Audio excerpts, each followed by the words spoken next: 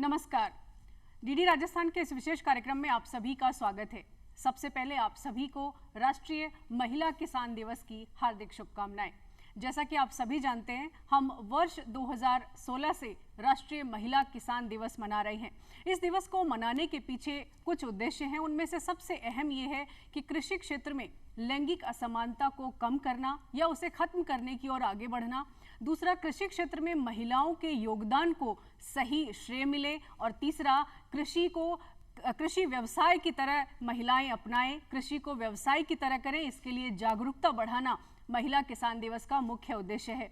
और आप ये भी जानते होंगे कि कृषि क्षेत्र में महिलाओं का योगदान बहुत ज़्यादा होता है। 2011 की जनगणना के सर्वेक्षण की अगर हम बात करें तो हमारे भारत में 6 करोड़ महिलाएं कृषि क्षेत्र में अपना योगदान देती हैं। आज के इस विशेष कार्यक्रम में हमने 2 ऐसी युवा महिलाओं को अपने कार्यक्रम में आमंत्रित किया है जिनके लिए खेती के काम करना सिर्फ काम नहीं, उनका फर्ज है। इन्होंने फतेह किया है अपने उस क्षेत्र को जिसमें ये काम कर रही हैं। हमारे साथ 2 ऐसी युवा एंटरप्रेन्योर हैं जो कृषि आधारित बहुत सारे व्यवसाय कर रही हैं, विपणन कर रही हैं, उत्पाद बना रही हैं और एक मजबूत महिला के रूप में समाज में अपना नया मुकाम बना रही हैं। हमारे साथ हैं तनुश्री।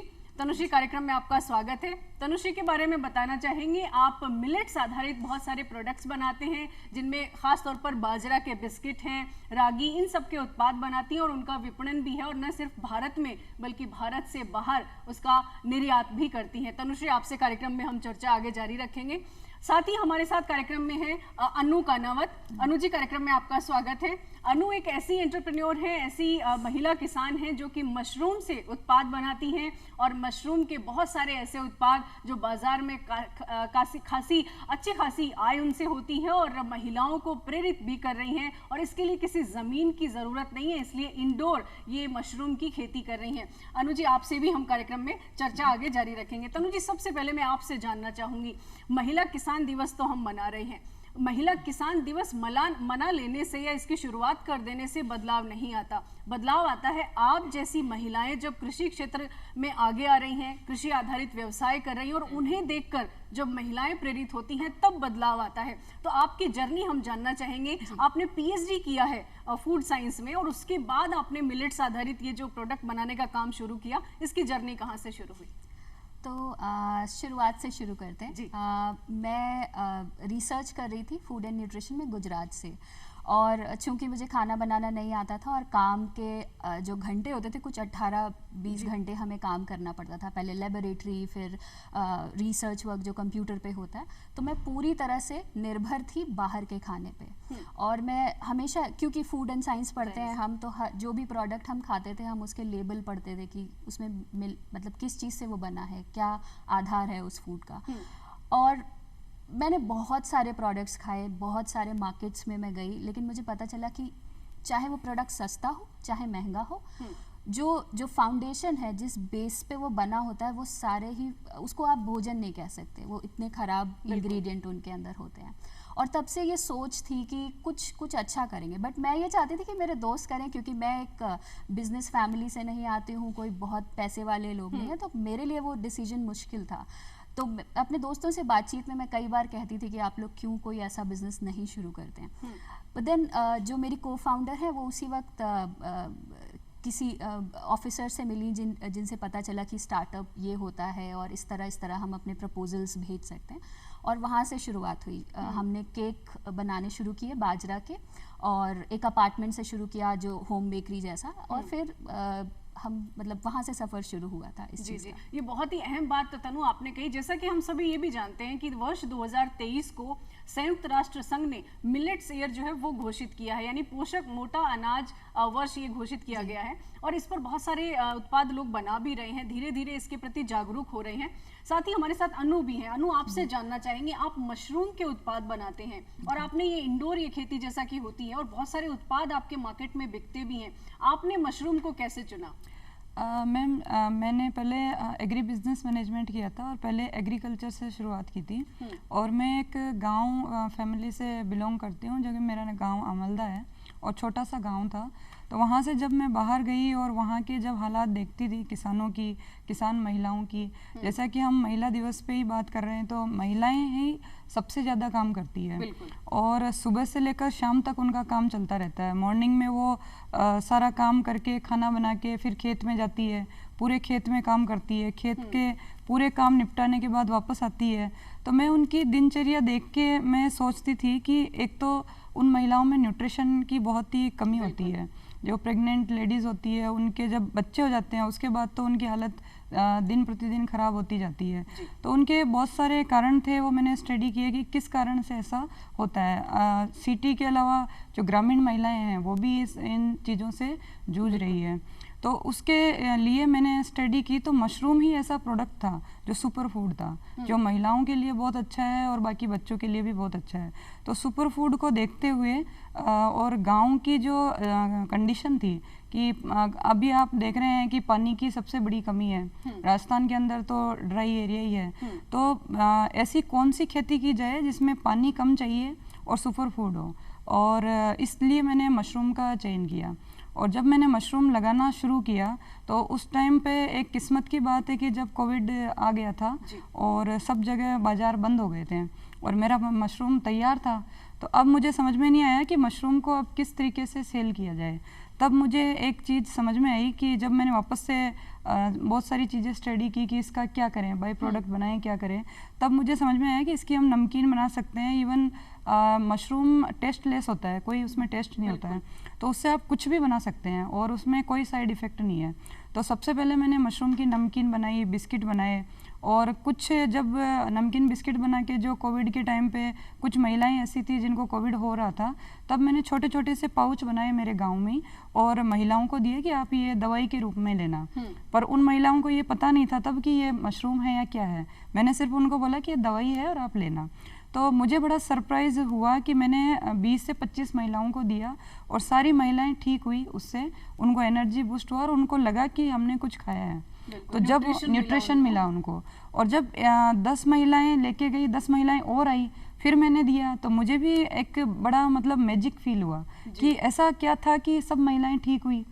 तब मैंने मशरूम के बारे में और पढ़ा, तब पता चला कि उसमें विटामिन डी होती है और B12 होता है, जो महिलाओं को सबसे 90% महिलाओं का अगर आप टेस्ट करवाएं तो विटामिन डी की कमी आती है, और बच्चे होने के बाद F12 और सारी चीज़ें कमी हो जाती है, कैल्शियम की कमी हो जाती है।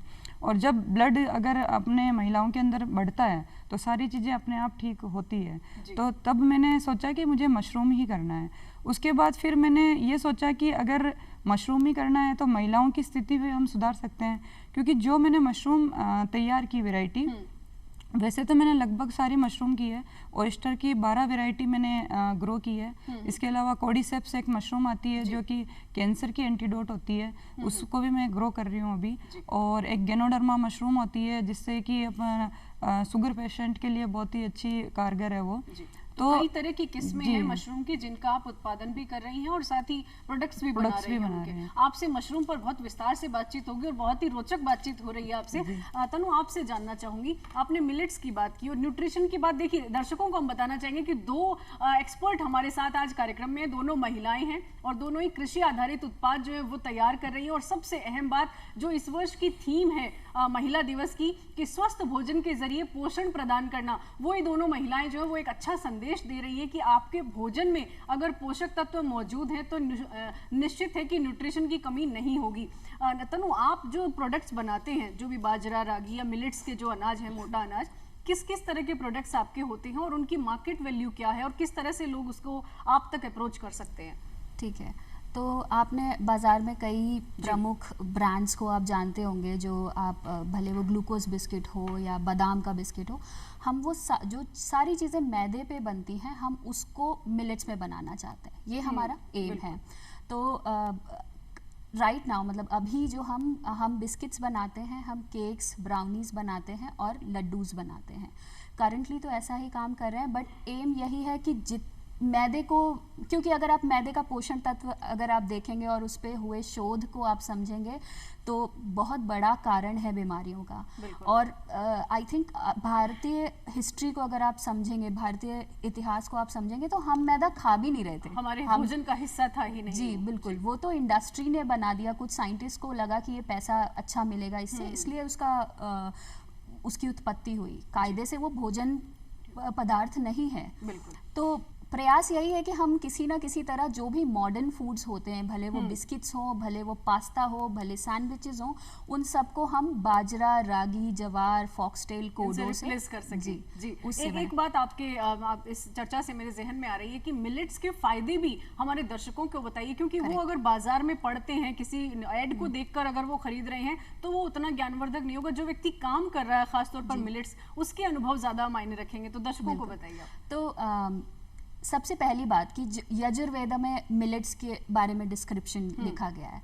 हमारे जो एंसेस्टर्स थे, हमारे दादा परदादा, वो लोग सब मिलेट्स ही खाते थे। शायद इसीलिए वो हमसे ज़्यादा स्मार्ट थे, हमसे ज़्यादा मजबूत थे। अब मॉडर्न साइंस की अगर हम बात करें तो बहुत सारी यूनिवर्सिटीज़ हैं, भारतीय भी और इंटरनेशनल भी, जिन्होंने कई सारे शोधों में ये पाया है कि यदि मिलेट आप रेगुलरली कंज्यूम करते हैं तो आपके शरीर से जो रिस्क है डायबिटीज़ का, जो हार्ट डिजीज़ का, कैंसर का, वो सारे रिस्क रिड्यूस हो सकते हैं। और जहाँ तक पोषण तत्वों की बात है, मिलेट्स में बहुत ज़्यादा अमाउंट में रेशा पदार्थ, जिसे डाइटरी फाइबर कहा जाता है, वो पाया जाता है, जो कि आपको हेल्प करता है, आपके पाचन तंत्र में हेल्प करता है, आपको बहुत सारे रोगों से बचाता है। आयरन की बात करें, क्योंकि हम राजस्थान से हैं और बाजरा, प्रमुख रूप से बाजरा पे काम करते हैं, उसमें जो आयरन अमाउंट है वो बहुत ही ज़्यादा अच्छे अमाउंट में है। इनफैक्ट आपको मालूम होगा कि भारतीय 75% से ज़्यादा महिलाएं एनीमिक होती हैं, ठीक है। और यही चीज़ अगर आप रेगुलरली बाजरा खाने लगेंगे, इनफैक्ट ये स्टार्टअप करने से पहले मैं खुद एनीमिक थी, अभी मेरा हीमोग्लोबिन 12.5 से ऊपर रहता है। मतलब मिलेट्स का असर है। जी बिल्कुल है। और मैं रोज़ बाजरा खाती हूँ बाय द वे। तो ये छोटी छोटी चीज़ें हैं जो आपको भले इतिहास से समझना हो, मॉडर्न साइंस से समझना हो, या आसपास के लोगों का जो एक्सपीरियंस है उससे समझना हो, मिलेट्स हर तरह से बहुत फायदेमंद है। जी, बहुत ही अहम बात आपने कही। आपने एक लीक से हटके आपने एक बात कही कि हम जानते तो हैं लेकिन हम उसको अडॉप्ट नहीं कर पाते हैं, क्योंकि आप जब एनीमिक हुए और आपको जब पता लगा कि मिलेट से ठीक हो सकता है, तब आपने मिलेट्स को अडॉप्ट किया। सेम ऐसे ही हमारे यहाँ हम जानते तो बहुत कुछ है पर हमारी आदतों का हिस्सा नहीं हो पाता है। आदत को बदलने के लिए थोड़ा चैलेंज फेस करना पड़ता है। आपने तो एक लीक से हटके व्यवसाय चुना, तो आपको कितना चैलेंज फेस करना पड़ा? देखिए, बिजनेस वैसे भी चैलेंजिंग होता है, और अगर एक महिला बिजनेस करे तो मैं शायद बता भी नहीं पाऊंगी कि कितना चैलेंजिंग होता है। तो अगर छोटे छोटे एग्जांपल्स दूं, घर से शुरुआत करते हैं। तो मैं पीएचडी के बाद जब ये बिजनेस में आई तो एक कमेंट आया था कि इसलिए पीएचडी की है कि बिस्कुट बनाओ। तो उनके हिसाब से मतलब आपको कायदे से मुझे किसी विदेश में पोस्ट डॉक्टरेट कर रही होनी चाहिए हो या साइंटिस्ट बन जाने चाहिए हो, और एलिजिबिलिटी भी वही थी। फिर उन्हें जब ये पता चला कि मैंने एक बहुत बड़ा पैकेज मना कर दिया है नौकरी का, तब उनको ऑलमोस्ट लगा कि मेरा दिमाग ठीक काम नहीं कर रहा है। ये छोटे मोटे चैलेंज होते हैं जो परिवार से आते हैं। फिर आता है जब आप बिजनेस एक्चुअल में शुरू करते हैं, तो आप छोटे वेंडर्स से अगर बात कर रहे हैं, मान लीजिए आपको क्योंकि आप बिस्किट बना रहे हैं तो आपको बटर चाहिए होगा, आपको बहुत सारी ऐसी एलिमेंट्स चाहिए होते हैं जो आप खरीद रहे हैं। आप मशीन देखने जा रहे हो, आप फैक्ट्री स्पेस देखने जा रहे हो। आज भी फैक्ट्री स्पेसेस अगर आप किराए पे लेने जाते हैं, आपको वहाँ पे टॉयलेट्स नहीं मिलेंगे। क्यों? क्योंकि उनके हिसाब से जो लेबर है वो तो बाहर यूज़ कर लेता है और महिलाएं तो होती ही कहाँ हैं फैक्ट्री में। जो वेंडर्स जिससे आप सामान खरीदते हैं, रॉ मटेरियल खरीदते हैं, वो आपको मुझे कितनी बार फ़ोन पे ही बोला गया कि मैडम कोई आदमी नहीं है क्या, आपसे क्या बात करूँ मैं। ये बहुत अहम बात तनु आपने कही। देखिए, जो महिला किसान दिवस का जो मेन उद्देश्य है वो यही कि लैंगिक असमानता जो हमारे समाज में है उसको खत्म करना है, उसे कम करना है। और कृषि क्षेत्र एक ऐसा क्षेत्र है जिसमें काम सबसे ज्यादा महिलाएं कर रही हैं, लेकिन श्रेय महिलाओं को नहीं मिल रहा है। जो इंफ्रास्ट्रक्चर की जो बात आप कह रही हैं, जैसे टॉयलेट्स नहीं है, तो एक अहम बात है जो कि महिलाओं के लिए होना जरूरी भी है अगर इस क्षेत्र में महिलाएं आगे आती हैं। ये बहुत ही अहम बात आपने कही। अनु, आपसे जानना चाहेंगे, आपने ग्रामीण परिप्रेक्ष्य में एक लीक से हटके आपने काम शुरू किया, महिलाओं को अपने साथ जोड़ा, आपको ग्रामीण क्षेत्र में किस तरह की चुनौतियां आई? ग्रामीण क्षेत्र में सबसे ज़्यादा तो चुनौतियाँ यही है कि छोटी उम्र में जो लड़कियों की शादियाँ हो जाती है, वो मेरे साथ भी एक चुनौती थी, क्योंकि मैं राजपूत फैमिली से बिलोंग करती थी और हमारे जो घूंघट प्रथा है वो तो आप जानते ही है कि सब पूरे राजस्थान में फेमस है। तो सबसे पहले तो मेरे को ये चुनौती फेस करनी पड़ी कि मुझे मना करना पड़ा कि मुझे अभी शादी नहीं करनी है, अभी मुझे कुछ काम करना है। और जब मैं काम करना स्टार्ट किया, मैंने जब एग्री बिजनेस मैनेजमेंट मेरा कंप्लीट हुआ, तो मेरा ड्रीम था कि मैं बिजनेस पर्सन बनूं। तो उस चीज़ को लेके थोड़ा परिवार में रहा। फिर उसके बाद हमारे जो परिवार से ज़्यादा जो रिश्तेदार और आसपास के जो लोग होते हैं कि आपकी लड़की इतनी 25 ईयर ओल्ड हो गई है, अभी भी जॉब नहीं कर रहे हैं, क्योंकि जॉब करने का मेरा कभी सपना था ही नहीं और मैंने गवर्नमेंट में कभी अप्लाई नहीं किया, क्योंकि मेरा मकसद यही था कि मुझे कुछ ना कुछ महिलाओं के लिए करना है और उन महिलाओं के लिए करना है जिनको देखा ही नहीं जाता, नज़रअंदाज कर दिया जाता है। और काम सबसे ज़्यादा आप जानते हैं कि महिलाएं कर रही है, गांव में भी महिलाएं कर रही है। तो उसको लेके जब मेरा ये ड्रीम था और जब मैंने मशरूम पे काम स्टार्ट किया, तो सबसे पहला चैलेंज ये था। उसके बाद जो चैलेंज रहता है फाइनेंस का, कि आप जब बिज़नेस स्टार्ट कर रहे हैं तो फाइनेंस कहाँ से आएगा।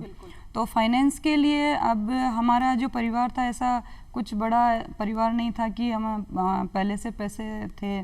तो उस टाइम मैंने कुछ टाइम तक नौकरी भी की और पार्ट टाइम मैंने जॉब करते हुए भी अपने बिज़नेस को आगे बढ़ाया।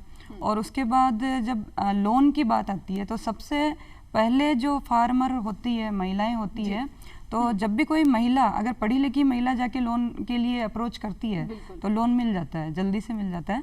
बट जो अनपढ़ महिला है और जो अपना सेल्फ हेल्प ग्रुप चला रही है, उनके लिए भी बड़ा एक कठिन वो रहता है कि हम कैसे भरोसा कर लें कि आप बिजनेस कर रहे हैं, क्योंकि लड़कियां तो बिजनेस करती नहीं है। तो उस टाइम पे भी मेरे को थोड़ा चैलेंज आया। तो ठीक है, लोन तो मैंने नहीं लिया, क्योंकि पार्ट टाइम करके और छोटा छोटा, जैसे तनु जी ने बताया अभी कि बिजनेस के लिए मशीनरीज चाहिए होती है, तो हमने मशीनरीज मंगाई। पहले छोटी मशीनरी मंगाई, उससे हमने हमारे प्रोडक्ट बनाए। फिर उसके बाद कुछ महिलाओं को जोड़ा, उनसे हमने प्रोडक्ट खरीदना स्टार्ट किया, उनको सिखाया।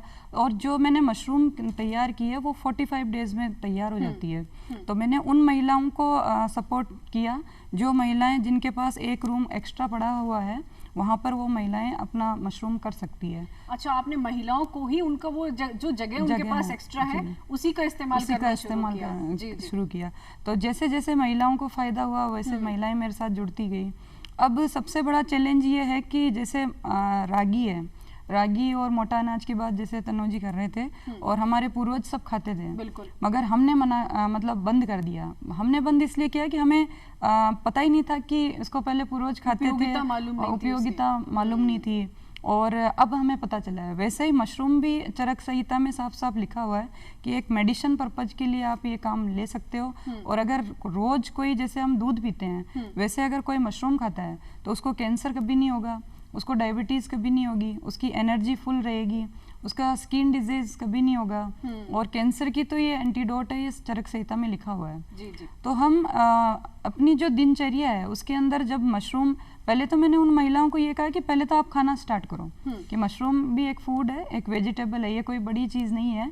जैसा कि लोग देखते हैं कि जैसे कुछ बड़ी बड़ी कंपनियां हैं जो मशरूम को पैक करके बहुत ही ज़्यादा रेट में सेल करती है, तो सबको ऐसा लगता है कि मशरूम तो रिच फूड है, मतलब रिच लोग ही खा सकते हैं। तो ऐसा नहीं था। मैंने मशरूम को ऐसा कर दिया है राजस्थान में कि कोई भी महिला अपने घर पे 200-300 रुपए के अंदर ग्रो करेगी और उसको आराम से घर पे वेजिटेबल की तरह, सब्जियों की तरह खा सकती है, और उसका न्यूट्रिशन वैल्यू खुद का भी और आसपास के लोगों को भी बता सकती है। बहुत ही अहम बात आप बता रही हैं। देखिए, दोनों ही जो हमारे आज के एक्सपर्ट हैं, दोनों के पास इतना सारा नॉलेज है, एक के पास मशरूम का और दूसरे के पास मिलेट्स का। सबसे अहम बात जो मुझे समझ में आई वो ये कि आपने अपने जो निजी जीवन में जो चुनौतियां आई, उनसे आपने हार नहीं मानी, उनका सामना किया, और जो समाज में चुनौतियां आ रही थी उनको पार करके आपने ये क्षेत्र चुना कि हमें ये काम करना है। तो जो दर्शक इस कार्यक्रम को देख रहे हैं उनके लिए दोनों ही इंस्पिरेशन है। अगर आपके जीवन में चुनौतियां आ रही हैं और आपने चुनौतियों के सामने हार मान ली तो फिर बदलाव की उम्मीद मत रखिए। बदलाव तभी आ सकता है जब आप उन चुनौतियों का डट कर मुकाबला करें। आपको विपणन में क्या समस्या है, अनु जी आपसे भी जानना चाहेंगे, क्योंकि विपणन एक बहुत बड़ी समस्या है हमारे यहाँ पर। जो कृषि उत्पाद अच्छे होते हैं उनके लिए मार्केटिंग उपलब्ध नहीं होती है, लेकिन आज के दौर में हम बात करें तो हमारे यहाँ डिजिटल मार्केटिंग भी है। तो आपको मार्केटिंग में क्या चुनौतियां महसूस हुई? देखिए, मशरूम ऐसा फूड है जैसे मिल्क की तरह मानिए आप, जैसे दूध एक दिन में खराब हो जाता है वैसे मशरूम भी एक ही दिन में खराब हो जाती है। तो मशरूम की जैसे मैंने आपको बताया कि बहुत सारी अलग अलग वेराइटियां हैं। जैसे बटन मशरूम का नाम सुना होगा आपने, जो कॉमनली सभी मार्केट में मिल जाती है। तो बटन मशरूम को जिस दिन हम ग्रो करते हैं, जिस दिन वो आ जाती है प्रोडक्शन पे, उसको उसी दिन हमारे को सेल करना पड़ता है। तो सबसे बड़ी चुनौती ये आती है कि ट्रांसपोर्ट, जैसा कि गुजरात के अंदर ट्रांसपोर्ट की व्यवस्था बहुत अच्छी है और राजस्थान में थोड़ी कम है, तो टाइम कंज्यूमिंग रहता है कि हम 3 घंटे के अंदर जयपुर पहुंचा पा रहे हैं, नहीं पहुंचा पा रहे हैं। और जैसा कि आदत जो हमारी है, जैसे गांव में जो महिलाएं हैं या जो आसपास महिलाएं रहती है गांव के, वो मशरूम को अभी समझ नहीं पा रही है कि ये एक सब्जी है, कोई बड़ा फूड या रिच फूड नहीं है, तो उसको हमें रोज खाना है। अगर महिलाएं ज़्यादा मशरूम खाने लगेगी और सब्जी बना के, जैसे नॉर्मल भिंडी की सब्जी बनाते हैं हम, वैसे ही मशरूम की सब्जी बनती है, तो उसको, इस मिथ को अगर दिमाग से अलग कर लेगी तो मशरूम को बेचने की कोई बड़ी बात नहीं है, आप गांव में बेच पाएंगे। एक बात और मेरे जहन में आ रही है कि जब मशरूम की बात चल रही है तो अगर कोई महिला मशरूम की इकाई लगाना चाहे तो उसे क्या करना होगा? जी, मशरूम की इकाई लगाने में कोई भी उसमें भी कोई बड़ी बात नहीं है। जैसा कि मैं हर चीज़ में ये बात इसलिए बोल रही हूँ क्योंकि मशरूम को ऐसा फूड दिखाया गया है कि मशरूम एक स्पेशल है, उसको कोई ग्रो नहीं कर सकता। तो मशरूम सबसे इजी है, मतलब आप गेहूँ उगाने से भी इजी है, क्योंकि मशरूम को एक तो अपन अंदर, घर के अंदर उगा रहे हैं, और जितना नॉर्मल टेम्परेचर, जितना हम घर में रह सकते हैं उस टेम्परेचर में मशरूम जैसे 25 डिग्री से 32 डिग्री तक हो जाता है सेल्सियस तक, आराम से आप मशरूम ग्रो कर सकते हैं। तो मशरूम ट्रेनिंग की ज़रूरत होगी इसकी? हाँ, थोड़ी सी 1 दिन या 2 दिन के लिए जहाँ पर भी मशरूम ग्रो हो रही है वहाँ पर आके ट्रेनिंग ले सकती है महिलाएं, देख सकते हैं। बाकी ऑनलाइन ट्रेनिंग भी ले सकते हैं, इसमें कोई बड़ा वो नहीं है। ये बहुत ही अहम बात आपने की। तनु, आपसे जानना चाहेंगे, आप न सिर्फ भारत में विपणन करती हैं अपने उत्पाद का, आप अमेरिका तक भी अपने उत्पाद पहुँचा रही हैं। तो इस तरह की जो काम है वो एक यंग एंटरप्रेन्योर अगर करना चाहे, क्योंकि आज आपको बहुत सारे महिलाएं देख रही हैं, दर्शक देख रहे हैं, तो यंग एंटरप्रेन्योर्स के लिए आप क्या कहना चाहेंगे कि अगर आपको इस फील्ड में आना है, और खासकर मिलेट्स का, क्योंकि इसकी उपयोगिता लगातार लोग पहचान रहे हैं, तो उनके लिए क्या मैसेज होगा आपका? मेरा मैसेज बहुत सिंपल होगा। एक तो ये कि जब भी आप कोई भी स्टार्टअप फाउंड करें, भले मिलेट में करें या मशरूम में करें या आपकी जो जैसी भी मर्जी हो, भारत की ना एक बहुत टिपिकल क्वालिटी है। हम यूजुअली जो गलती करते हैं, और ज़्यादातर हम, मतलब हमसे पहले वालों ने भी करी है और आज भी मैं ये देख रही हूँ कि हम कॉपी करना शुरू हो जाते हैं कि यूएस ऐसा कर रहा है तो हम ऐसा हो जाएं, यूरोप ऐसा कर रहा है तो हम ऐसे हो जाएं। जितना ज़्यादा आप अपने कंट्री, अपने क्षेत्र, अपनी हेरिटेज को जितना ज़्यादा अच्छे से प्रेजेंट करेंगे, आपको फ़ायदा होगा। और वो मार्केटिंग में हेल्प करेगा, प्रोसेस में हेल्प करेगा, शायद आपके जितने भी ऑपरेशंस ऑफ बिजनेस है सब में वो हेल्प करेगा। इन आर केस अगर आप हमारे स्टार्टअप की बात करें तो क्योंकि हम बाजरे के प्रोडक्ट बना रहे थे, बाजरा डार्क चॉकलेट कुकी, तो अगर आप हमारे प्रोडक्ट की पैकेजिंग देखेंगे, हमने जानबूझकर अच्छी उसको ब्राइट कलर्स दिए हैं, जो फॉन्ट्स दिए हैं वो स्मार्ट दिए हैं, सो दैट, क्योंकि बाजरा से एक सोच जुड़ी हुई है कि वो तो बाजरा कौन खाता है आजकल, तो हमने उसको इतना स्मार्ट बना दिया है कि यूएस वाले भी सोच रहे हैं कि अरे व्हाट इज़ पर्ल मिलेट। तो कुछ कुछ ऐसे प्रयास करते रहने चाहिए। और आप युवा हैं तो ये तो आपका, मुझे लगता है, धर्म होना चाहिए कि आप प्रयास करें, आप और शोध करें, आप लाइफ को एक्सपेरिमेंटल बनाएं और जितना हो सके अपने रीजन, अपने हेरिटेज को उभारें। ये बहुत ही अहम बात तनु आपने कही। आप दोनों से बातचीत करके जो एक बात समझ में आई वो ये कि अगर आपको हार्ड वर्क करना है तो हार्ड वर्क के साथ थोड़ा स्मार्ट वर्क भी उसमें ऐड करना होगा, ताकि आप जो पुरानी, जो हमारी ट्रेडिशनल खेती है, ट्रेडिशनल जो काम है, उसके साथ कुछ नया ऐड कर दें तो मुनाफा भी ज़्यादा होगा। और आप भारत ही नहीं, भारत के बाहर भी भारत की पहचान पहुंचा रही है, ये बहुत अहम है। आप दोनों से बातचीत करके बहुत ही अच्छा लगा। आप दोनों को राष्ट्रीय महिला दिवस की बहुत बहुत शुभकामनाएं। तो आज का कार्यक्रम बस इतना ही। सबसे अहम बात जो इन दोनों यंग एंटरप्रेन्योर से करके जो समझ में आई वो ये कि कृषि अब सिर्फ एक रोजमर्रा का काम नहीं है, दिनचर्या नहीं है, ये अब एक व्यवसाय बन चुका है। इसे स्मार्ट तरीके से अगर करें तो महिलाएं आगे बढ़ सकती हैं और ये जो लैंगिक असमानता है कृषि क्षेत्र में, इसे बहुत हद तक कम किया जा सकता है। आज का कार्यक्रम बस इतना ही। फिलहाल हमें इजाजत दीजिए। नमस्कार।